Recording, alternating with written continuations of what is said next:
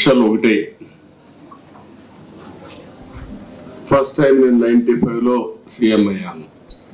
Some of the officers are working at that time, మీలో కొంతమంది. Fourth time, కానీ ఎప్పుడు కూడా నాకు ఇంత కన్సర్న్ కలగలేదు. First time I'm concern. Administration, all India services కానీ, అటు ఐపీఎస్, ఇటు ఐఏఎస్, లేకపోతే ఐఎఫ్ఎస్, మోస్ట్ రెస్పెక్టబుల్ సర్వీసెస్.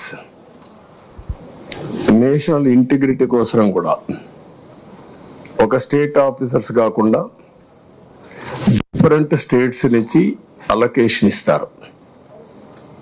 అది ఇండిపెండెన్స్ వచ్చినప్పటి నుంచి. ఇదే ఆఫీసర్స్ 95లో బ్రహ్మాండంగా ఈరోజు జరిగిన డెవలప్మెంట్ అంతా కంట్రీకి ఒక ఆదర్శంగా చేశారు. కానీ ఈ 5 ఏళ్ళు మాత్రం ఏం చేశారో మీరే ఆత్మవిమర్శ చేసుకోవాలి. I don't want tell all these things now. ఎందుకంటే నేను చూసిన తర్వాత అడ్మినిస్ట్రేషను ఇంత అన్యాయంగా తయారవుతుందని నేను ఎప్పుడు ఊహించలేదు.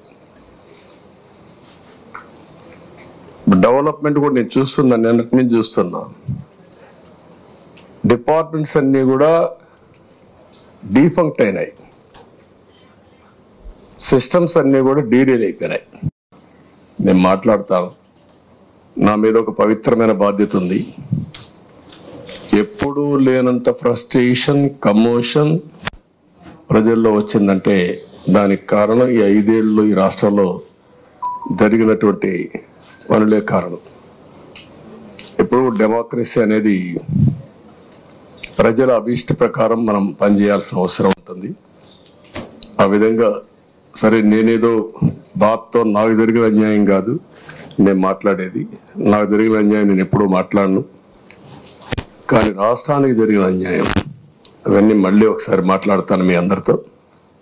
మాట్లాడిన తర్వాత ఏ విధంగా మనం అడ్మినిస్ట్రేషన్ స్ట్రీమ్ లైన్ చేయాలో చేస్తాం.